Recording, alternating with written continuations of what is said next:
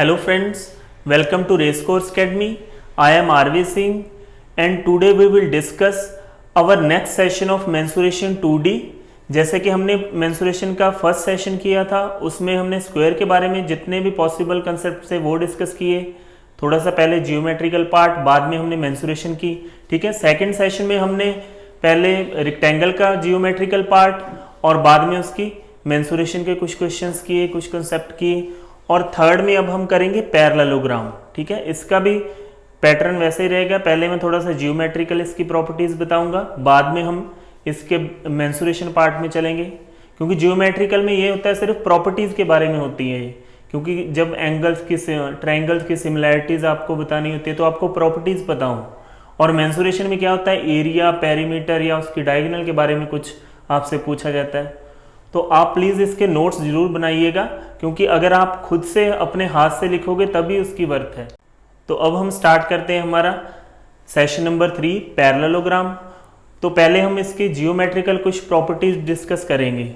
ठीक है, जैसे जैसे मैं आपको बताता जाऊं तो आप पेन कॉपी लेके उसको लिखते जाइएगा। जहाँ कहीं आपको पता ना चले, मैं बोर्ड पे भी लिख दूंगा, आप वीडियो को पॉज करके उसका स्क्रीनशॉट ले लीजिए, कुछ भी आपके जो भी अवेलेबिलिटी है उसके हिसाब से आप कर लीजिए। इसे हम बोलेंगे पैरेललोग्राम्स। तो इसकी जो साइड्स हैं ये वाली पैरेलल होती हैं, ऑपोजिट। ठीक है, और ये इक्वल भी होती हैं, दीज आर ऑल्सो इक्वल। तो फर्स्ट पॉइंट तो यही है, opposite sides are parallel and equal। ये इसकी फर्स्ट प्रॉपर्टीज है। प्रॉपर्टी है कि ये वाली साइड और ये वाली पैरेलल होगी और इक्वल भी होंगी, ये दोनों पैरेलल और इक्वल होंगे। इनको हम नाम दे देते हैं, इसको ए और इसको बी। ये इसके वर्टिसेस है, ए बी सी डी। ठीक है, और सेकंड प्रॉपर्टी कि इसके जो सारे के सारे एंगल्स हैं वो 90 डिग्री के नहीं होते। जैसे रेक्टेंगल में या स्क्वायर में हमने किया था, जो वर्टिसेस पे एंगल होते हैं वो 90 डिग्री के थे। इसमें लेकिन क्या है, ये 90 डिग्री के नहीं है, ये आपको याद रखना है बस।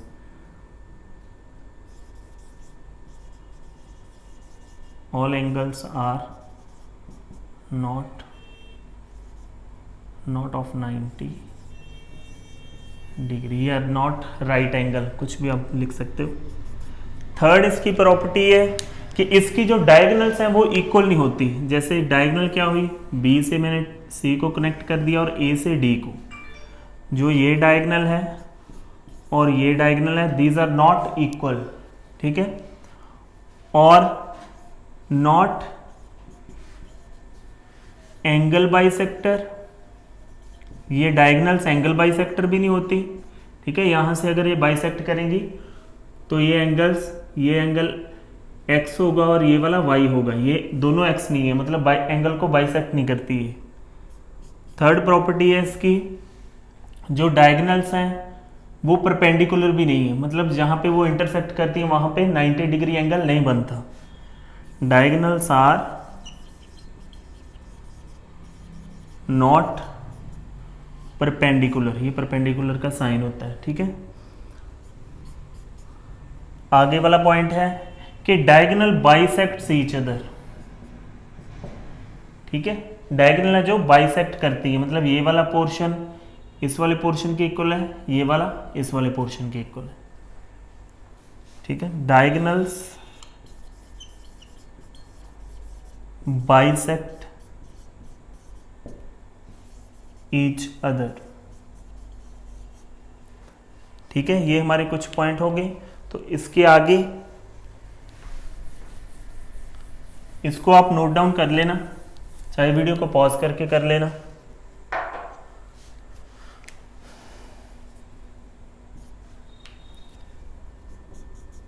आगे है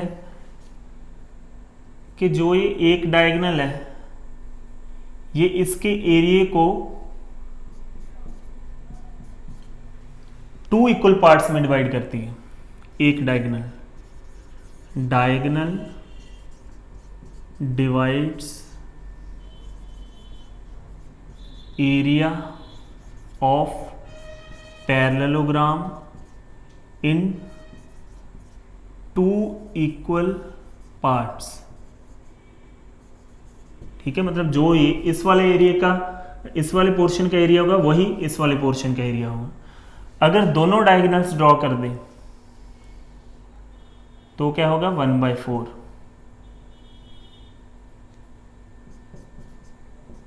तो 4 इक्वल पार्ट्स। यहां पे सिंगल डायगोनल थी, ये 2 इक्वल पार्ट्स। बोथ डायगोनल्स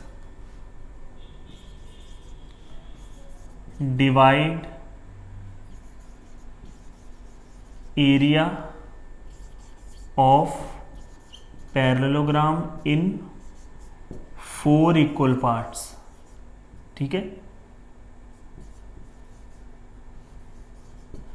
ये कुछ वही प्रॉपर्टीज है, कुछ तो इनमें सिमिलर ही होती हैं। रेक्टेंगल में भी हमने यही की थी, ठीक है, स्क्वायर में भी ये की थी। तो कुछ कुछ जो डिफरेंट वाले पार्ट्स हैं, पॉइंट्स हैं, वो आपको याद रखनी है बस।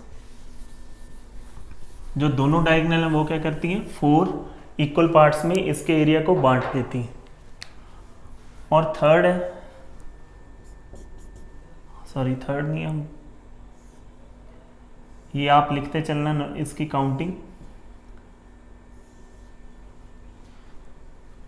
अगर रेक्टेंगल और ट्राइंगल का बेस सेम हो तो जो ये ट्राइंगल है इसका एरिया इस पैरेललोग्राम के एरिया का हाफ होगा। ठीक है, triangle CED, area of triangle CED is half the area of ABCD। इसकी कंडीशन क्या है कि बेस सेम होना चाहिए, ठीक है, और between the same parallel lines, in parallel lines के बीच ही हो, चाहे इस तरफ से हो चाहे किसी भी तरफ से हो। ठीक है, नेक्स्ट पॉइंट है,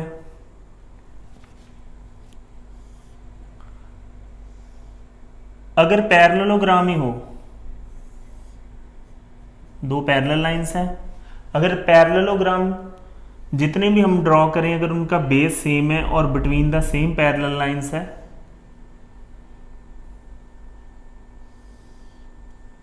ठीक है, ये वाला पैरेललोग्राम हो गया एक, तो ABC एंड D, और दूसरे वाला हो गया PQR, इनका बेस चलो सेम ही होगा, PBC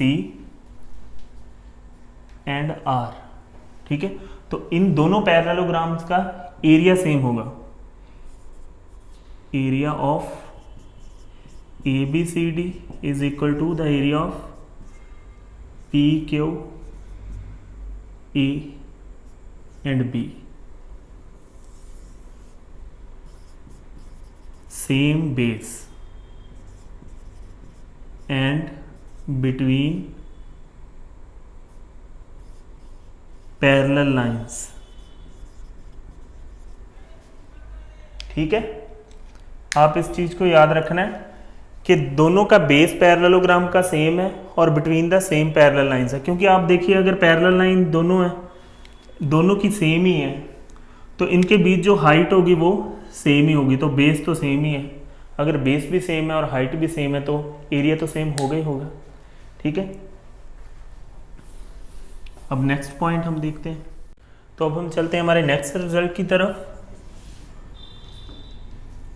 अगर हम पैरेललोग्राम के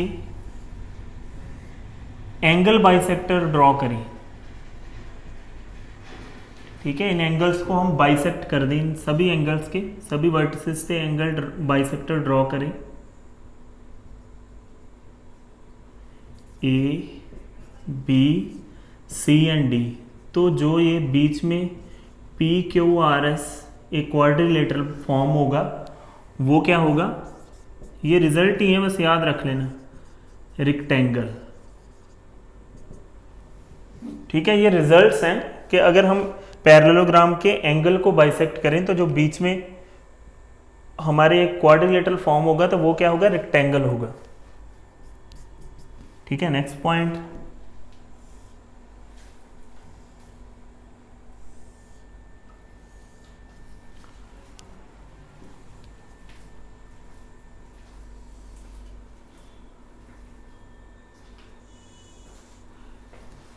हमारे पास पी क्यू आर एस एक क्वाड्रिलेटरल है, उस पर हमने डायगोनल ड्रॉ कर दी और मैंने पी क्यू का मीडियन मिड पॉइंट से वर्टिसेस को जोड़ दिया, ठीक है, और आर एस के मिड पॉइंट से क्यू वर्टिसेस को जोड़ दिया, ठीक है। देखिए पी क्यू का मैंने मिड पॉइंट लिया तो आर वर्टिसेस तक मैंने कंबाइन कर दिया, ज्वाइन कर दिया, और आर एस का मिड पॉइंट लिया और क्यू पे ज्वाइन कर दिया। तो हमेशा याद रखना ये इसको ट्राइसेक्ट करेगा, दोनों साइडों के, दोनों ऑपोजिट साइड्स के मिड पॉइंट्स अगर मैंने वर्टिसेस पे ज्वाइन कर दिए तो जो डायगोनल है वो ट्राइसेक्ट हो जाएगी।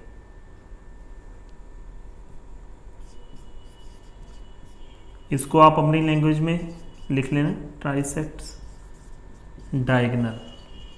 ट्राइसेक्ट का मतलब ये सारे के सारे पार्ट इक्वल होंगे, ठीक है।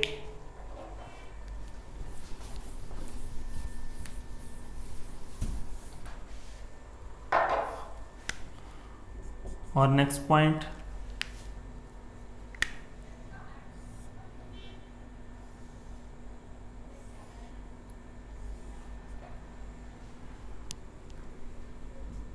ऑपोजिट एंगल्स सेम होंगे, ठीक है, और एडजेसेंट एंगल्स का सम 180 होगा।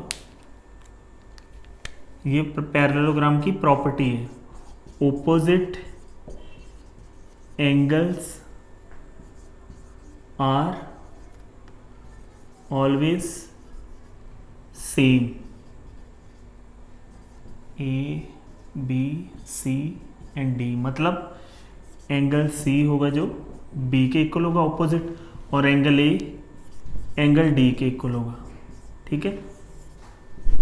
और second, adjacent angles, sum of adjacent angles is 180, sum of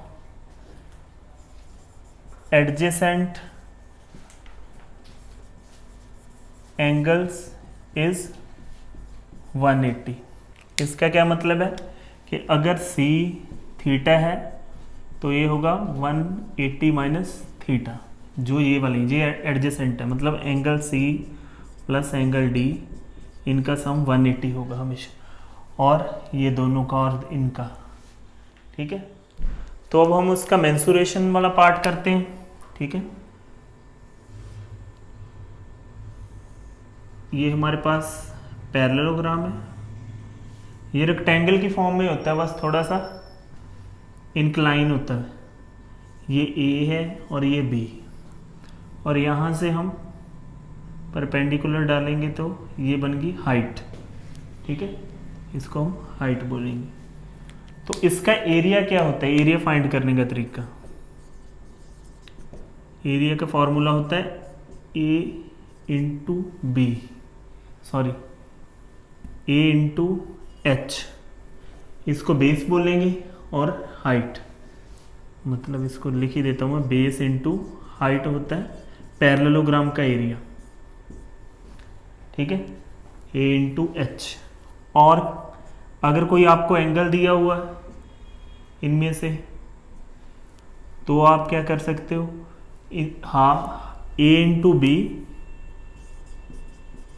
into sine theta, कोई भी अगर उसकी कोई भी एंगल दिया, अगर 60 दिया तो साइन 60 की वैल्यू पुट कर लेना, अगर 90 दिया तो 90 की पुट कर लेना, कोई भी वैल्यू दी आपको थीटा की तो आप उसकी वैल्यू साइन में पुट कर लेनी, ठीक है, A into B into sine theta.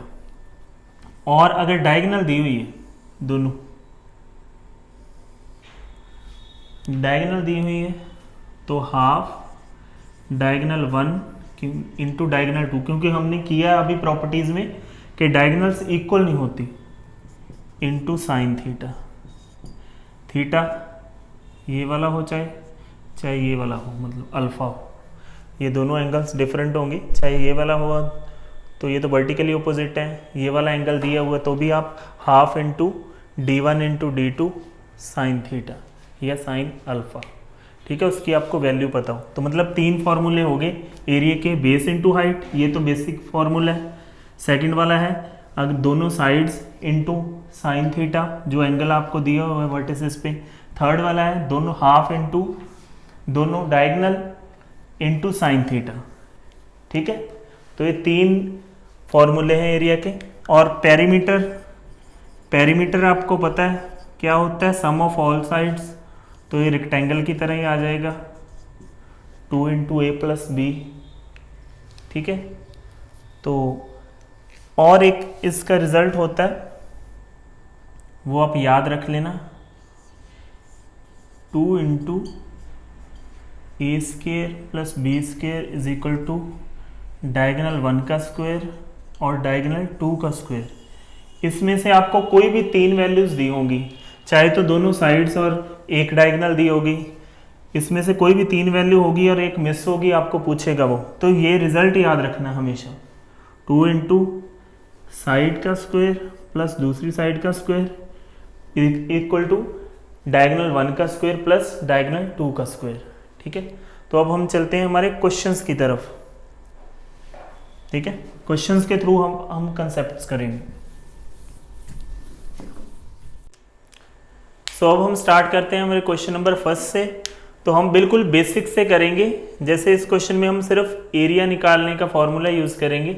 ठीक है, सो बेसिक से हम आगे आगे चलते जाएंगे, स्टेप बाय स्टेप मूव करते जाएंगे। सो हमारा फर्स्ट क्वेश्चन है, अ painting is in a shape of parallelogram and it's base is 60 centimeter and it's height is 20 centimetre, find the area. तो हमने बिल्कुल बेसिक फर्स्ट वाला फॉर्मूला था जो मेंसुरेशन में किया था, वो क्या था एरिया का, बेस इंटू हाइट। ठीक है, बेस इंटू हाइट, ये हमारे पास आ जाता है पैरेललोग्राम का एरिया। तो हमारे पास बेस कितना है 60, हाइट कितनी है 20, तो हमारे पास एरिया आ गया 1200 सेंटीमीटर स्क्वायर। तो हम बिल्कुल बेसिक से स्टार्ट करेंगे। ठीक है, आगे आगे मूव करते जाएंगे। तो अब हम चलते हैं हमारे क्वेश्चन नंबर 2 की तरफ। तो ये है हमारा question number 2। 2 sides of parallelogram are in ratio 4:3, sides की रेशो दी हुई है। If its perimeter is 56 centimeter, find its length. तो एक पैरेललोग्राम है और उसका हमें पेरीमीटर गिवन है।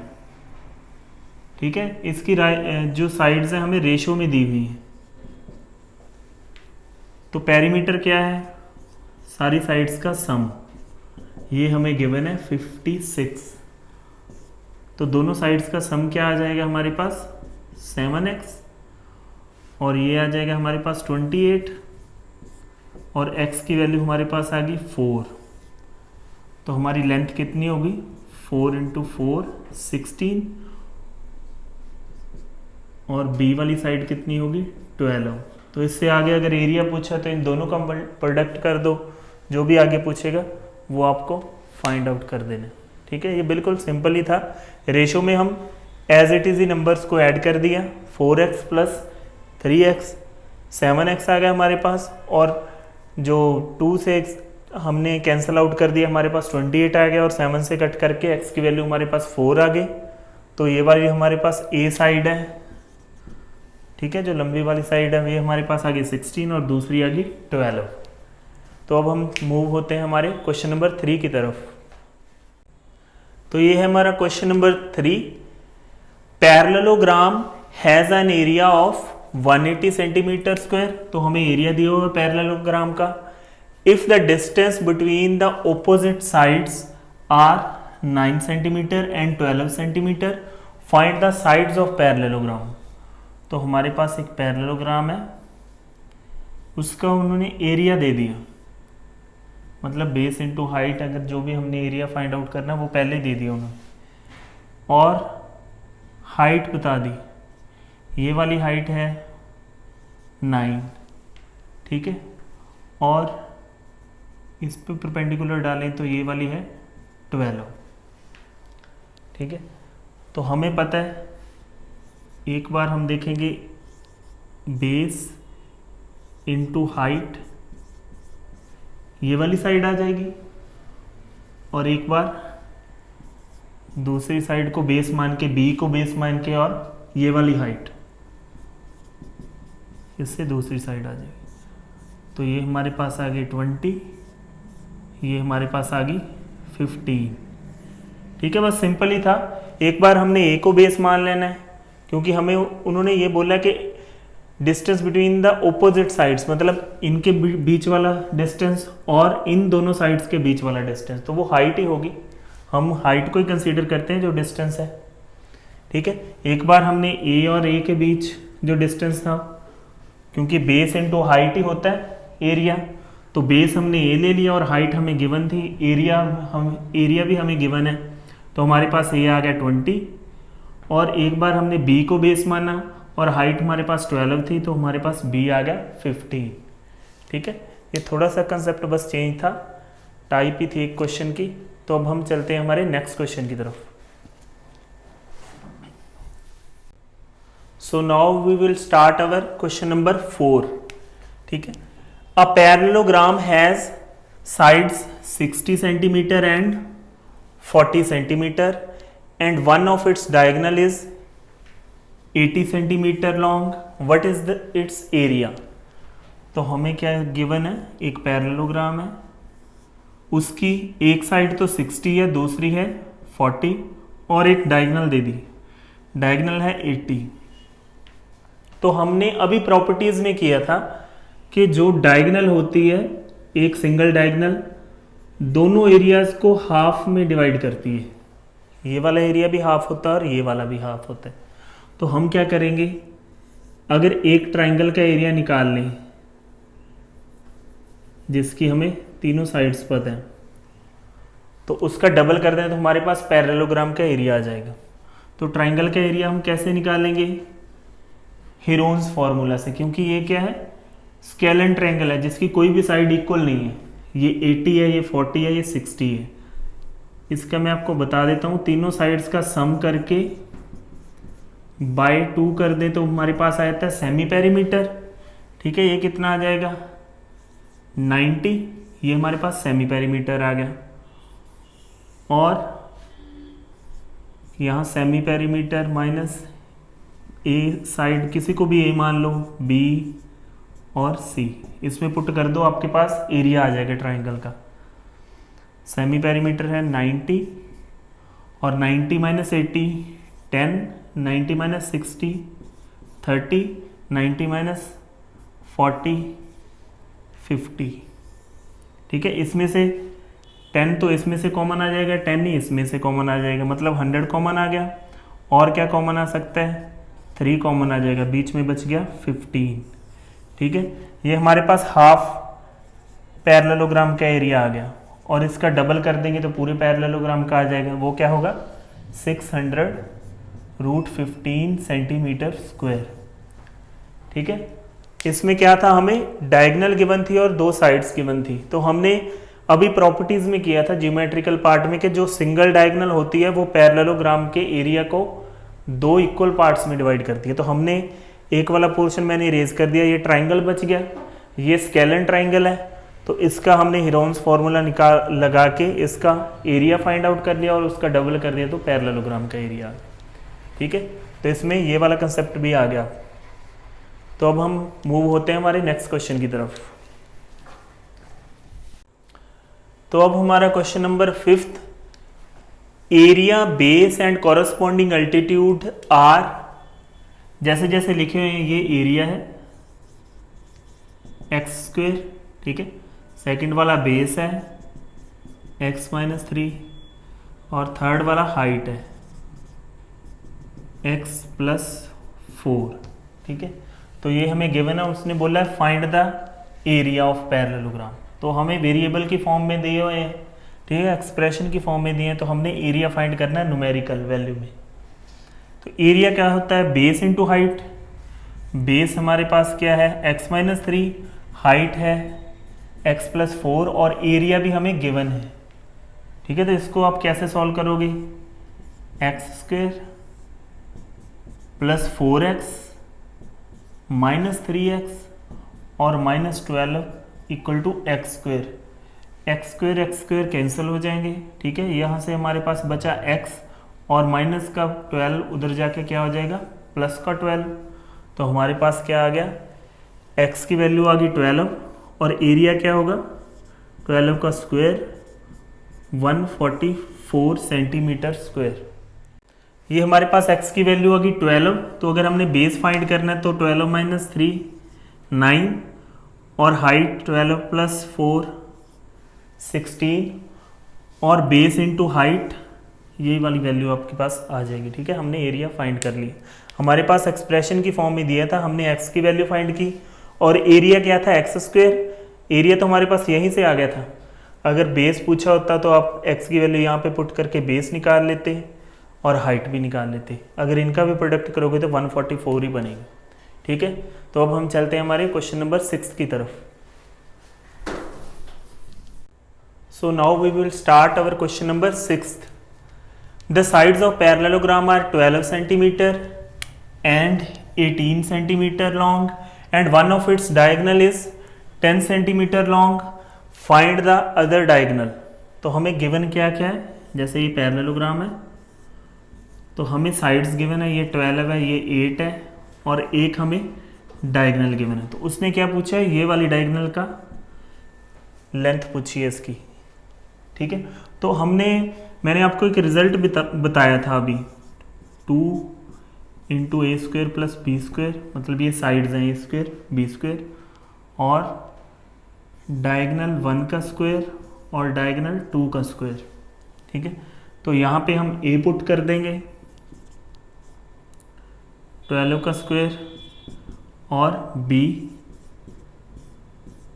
ठीक है, और यहाँ पे पुट कर देंगे डायगोनल और दूसरी डायगोनल हमने फाइंड करनी है। ठीक है, इस रिजल्ट को आप सॉल्व कर लो। ये आ जाएगा 12 का स्क्वायर 144 और 8 का स्क्वायर 64 और 144 और 64 208, 208 का डबल 416 और उसमें से हम 100 माइनस कर देंगे।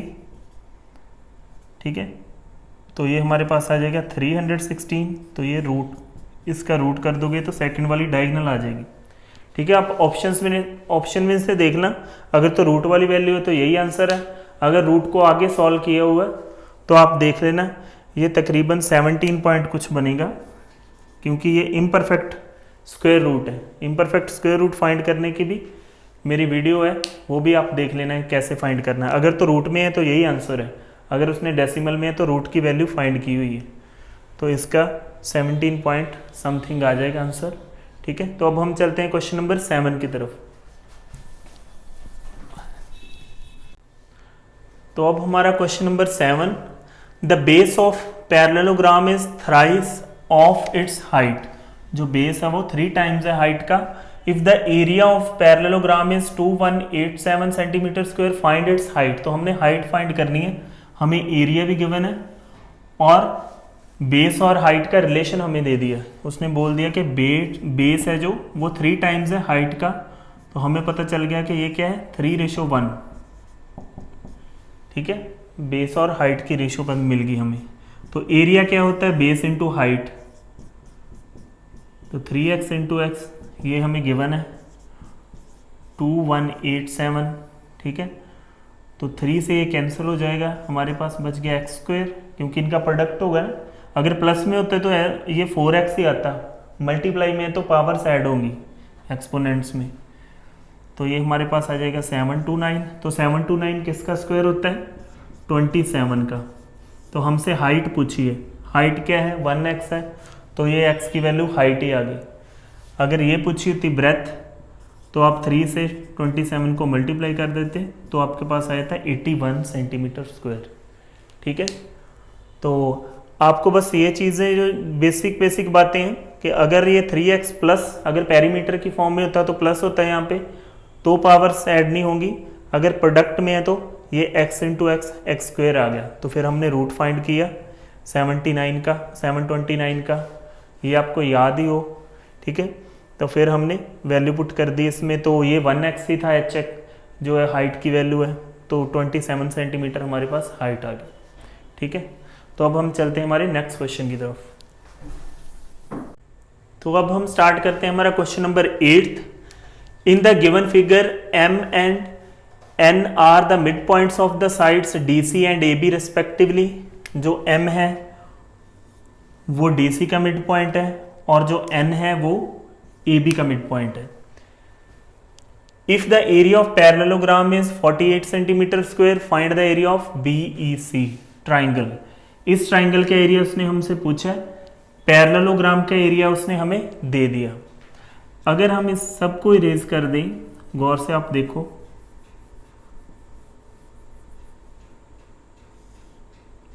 पैरेललोग्राम को हम रहने देते हैं। ये वाला जो E पॉइंट है, ठीक है, ये भी क्या है, A और D को हमने एक्सटेंड किया है, ये E पॉइंट आ गया। ठीक है, अगर हम इधर से भी कंस्ट्रक्शन कर दें तो यही पैरेलल लाइंस हैं और ट्राइंगल इन पैरेलल लाइंस के बीच ही है। अगर इसको भी हम कंस्ट्रक्ट कर दें तो BC भी क्या है, AD के पैरेलल, इनकी कंस्ट्रक्शन कर दें तो जो भी यहाँ पे पॉइंट बनेगा, चाहे F हो, तो ये सेम ही पैरेलल लाइंस है, BF एंड AE। ठीक है, उसी पैरेललोग्राम से ही आगे आएंगे। तो ट्राइंगल का जो बेस है वो सेम है। अगर हम पैरेललोग्राम का ये वाला बेस मान लें तो ट्राइंगल का भी सेम ही बेस है और between the same he parallel lines है। तो इसकी प्रॉपर्टी क्या थी, अगर बेस सेम हो ट्राइंगल और पैरेललोग्राम का, तो ट्राइंगल का एरिया हाफ होता है पैरेललोग्राम का। तो पैरेललोग्राम का एरिया क्या है, 48, और ट्राइंगल का एरिया इसका हाफ होगा, वो होगा 24 सेंटीमीटर स्क्वायर। इसीलिए मैं आपको जियोमेट्रिकल पार्ट बताता हूँ, क्योंकि अब सीधा सीधा क्वेश्चन था, इसको आप देखते वर्बली कर सकते थे। अगर आपको यहाँ से नज़र आ जाता कि हाँ ये पैरेलल लाइंस हैं और इन्हीं के बीच है ये ट्राइंगल, इनसे बाहर नहीं जा रहा, ठीक है, और बेस भी उसका सेम है। अगर हम बेस ये मान लें पैरेललोग्राम का और ट्राइंगल का बेस सेम है, तो ट्राइंगल का एरिया हाफ होगा पैरेललोग्राम के एरिया का। उसका एरिया गिवन था और उसका हमने हाफ कर दिया। ठीक है, तो अब हम चलते हैं हमारे क्वेश्चन नंबर 9 की तरफ। तो ये है हमारा question number 9। Two adjacent sides of a parallelogram are 3.2 centimeter and 4 centimeter. What is the ratio of their altitude. Altitude भी हाइट ही होता है। ठीक है, तो उसने पूछा है कि दो पैरेललोग्राम की दो साइड्स हैं, उनकी हमें dimension they the 3.2 centimeter and 4 centimetre, और एल्टीट्यूड का उसने पूछ लिया हमें रेशो। ठीक है, जैसे ये एक पैरेललोग्राम है और ये वाली साइड 4 है और ये वाली 3.2 है। अगर इसे बेस माने तो ये होगी H1, अगर इस वाले को बेस माने 3.2 को तो ये होगी H2। तो बेस इंटू हाइट ये एरिया होता है, और एरिया तो सेम ही होगा चाहे बेस ये हो चाहे ये हो। और इस बार इसको बेस माने तो 3.2 इंटू H2। ठीक है, अब हमारे पास रेशो आ जाएगी H1 अपॉन H2, 3.2 अपॉन 4, और पॉइंट हट के नीचे 10 से मल्टीप्लाई हो जाएगा, और ये आ जाएगी 4:5, H1 रेशो H2, 4:5, ये रेशो आ जाएगी एल्टीट्यूड्स की। ठीक है, हमने क्या किया, एक बार बेस 4 को माना और एक बार बेस 3.2 को माना, और ये वाली हाइट डिफरेंट होगी और ये वाली अलग होगी। ठीक है, तो एरिया सेम ही होगा। एरिया क्या होता है, बेस इंटू हाइट। ये भी मैंने बेस इंटू हाइट किया और base into height, base change हुए हैं बस, और हाइट की रेशो आ गई 4:5। ठीक है, तो अब हम चलते हैं हमारे नेक्स्ट कंसेप्ट की तरफ। तो अब है question number 10। In a parallelogram ABCD, if the angle A is 2x plus 35 degree and angle C is 3x minus 5 degree, find the value of x। तो हमने ये भी प्रॉपर्टी की हुई है, A, B, C and D। ये property हमने की है कि ओपोजिट एंगल्स सेम होते हैं, चाहे D हो और B, चाहे A और C। तो यहाँ पे भी यही होगा, angle A is equal to angle C। Angle A कितना है हमारे पास, 2x प्लस 35 डिग्री, और C कितना है, 3x माइनस 5 डिग्री। ठीक है, तो 35 उधर चला जाएगा तो क्या प्लस हो जाएगा, उसमें माइनस का ओके, माइनस और माइनस प्लस होते -40 डिग्री। 3x इधर आ जाएगा तो -x, तो x की वैल्यू आ गई 40 डिग्री। ठीक है, तो अगर आपने ये एंगल्स भी ढूंढने हैं तो 40 को x की जगह पे प्लेस करके a और c एंगल भी आ जाएंगे। एक ही निकाल लो, दूसरा तो हमें पता ही है ऑपोजिट एंगल्स इक्वल होते हैं। ठीक है, ये भी कंसेप्ट है, कंसेप्ट पे बेस ही बनाया हूँ। तो अब हम चलते हैं हमारे क्वेश्चन नंबर 11 की तरफ। तो अब हम स्टार्ट करते हैं हमारा question number 11। In the figure above DC हमें गिवन है, DC is 14 centimetre and the area of parallelogram ABCD, ये पूरे पैरेललोग्राम का एरिया भी गिवन है 84√3 centimetre square. What is the area of rectangle EDFB, ये वाला है जो उसने बता दिया कि रेक्टेंगल है, तो इसका एरिया हमने फाइंड करना है। ठीक है, तो एक तो हमें पता है कि हमने स्टार्टिंग में किया था कि अगर हमें साइड दी हो और एक एंगल दिया हो तो हम कैसे एरिया फाइंड कर सकते हैं पैरेललोग्राम का, A into B into sine theta. ठीक है, और साइन थीटा, साइन क्या है यहाँ पे 60 है, A हमारे पास A किसी भी चीज़ को इनको मान लो 14 है, और साइन थीटा कितना है हमारे पास 60 की क्या वैल्यू होती है √3/2, और हमारे पास ये वाली साइड आ जाएगी। एरिया भी हमें गिवन है 84√3 सेंटीमीटर स्क्वायर। √3 से √3 कैंसिल हो जाएगा, ये 7 से और ये 14, तो हमारे पास दूसरी साइड भी कितनी आ गई, ये आ गई हमारे पास 14।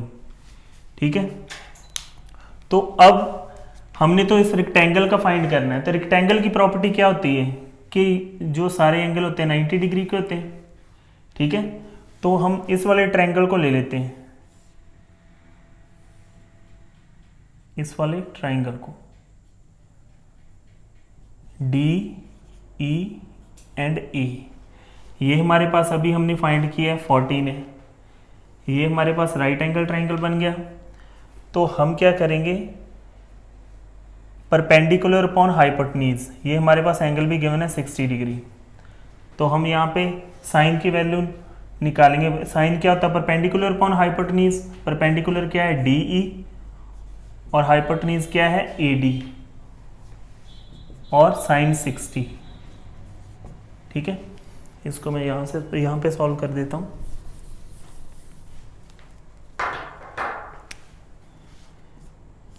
DE upon AD equal to sine 60, इस पे लगाया हमने राइट एंगल ट्रायंगल पे। ठीक है, तो साइन 60 होता है √3/2। DE ये हमारे पास नहीं है, और AD कितना था, AD था अभी हमने फाइंड किया 14, तो हमारे पास DE की वैल्यू आ गई 7√3। ठीक है, तो हमारे पास ये वाली वैल्यू भी आ गई 7√3। तो अब हमने AE फाइंड करनी है। ठीक है, ये कितनी है, तो इस पे अभी हम कोसाइन का फॉर्मूला लगा दें। कोसाइन क्या होता है, बेस अपॉन हाइपोटेन्यूज। ठीक है, इसी ट्रायंगल पे लगा देना बस, DAE बेस अपॉन हाइपोटेन्यूज। तो बेस क्या है हमारे पास AE और हाइपोटेन्यूज 14 है। ठीक है, ये कोसाइन 60 है, कोसाइन 60 की वैल्यू क्या होती है 1/2। ठीक है, तो हमारे पास AE भी आ गया 7, जो ये AE है ये हमारे पास 7 आ गया। तो पूरी लाइन अगर 7 थी, AE हमारे पास 7 है, तो बचा हुए ये भी क्या होगा 7। ठीक है, अब रेक्टेंगल की हमारे पास लेंथ भी आ गई और ब्रेथ भी आ गई, तो इसका एरिया क्या होगा 7 इंटू 7√3, 49√3 सेंटीमीटर स्क्वायर। ठीक है, तो इसमें इसी राइट एंगल ट्रायंगल को उठा के पहले तो हमने क्या किया, A into B sine theta वाला फॉर्मूला लगा के इसका एरिया फाइंड किया। एरिया हमें गिवन था, तो हमारे पास दूसरी साइड आ गई, A हमारे पास थी तो B वाली साइड आ गई। फिर हमने DEA ट्राइंगल पर एक बार साइन की वैल्यू पुट करके लगा दिया और एक बार कोसाइन की, तो हमारे पास दोनों साइड्स आ गई, ये वाली भी आ गई और ये वाली भी आ गई। तो इससे हमें रेक्टेंगल है जो बीच वाला बन रहा है, क्योंकि हमें क्वेश्चन में दिया हुआ है कि ये रेक्टेंगल है। ठीक है। ये रेक्टेंगल का हमें लेंथ भी मिल गया और ब्रेथ भी मिल गई। लेंथ इंटू ब्रेथ, ये रेक्टेंगल का एरिया गया 49√3 सेंटीमीटर स्क्वायर। तो ये था हमारा पैरेललोग्राम का ऑलमोस्ट जितने भी पॉसिबल क्वेश्चंस बनते थे। तो आप इनको बार बार ट्राई करना, ठीक है। इनकी वैल्यूज चाहे अपनी तरफ से पुट करके पहले इन्हीं क्वेश्चंस को ट्राई करना। ये सारे डिफरेंट डिफरेंट कंसेप्ट थे, और भी कुछ नए क्वेश्चंस ढूंढना और उन पे प्रैक्टिस करना। तो अब हम मिलेंगे नेक्स्ट वीडियो में रोम्बस के साथ, सेशन नंबर 4 में, ठीक है। तो आई होप कि आपके लिए बेनिफिशियल रही होगी। अगर आपको कोई भी कंसेप्ट इसमें से ना समझ आया तो मुझे आप कमेंट बॉक्स में कमेंट कर सकते हो, ठीक है। So thank you and have a nice day.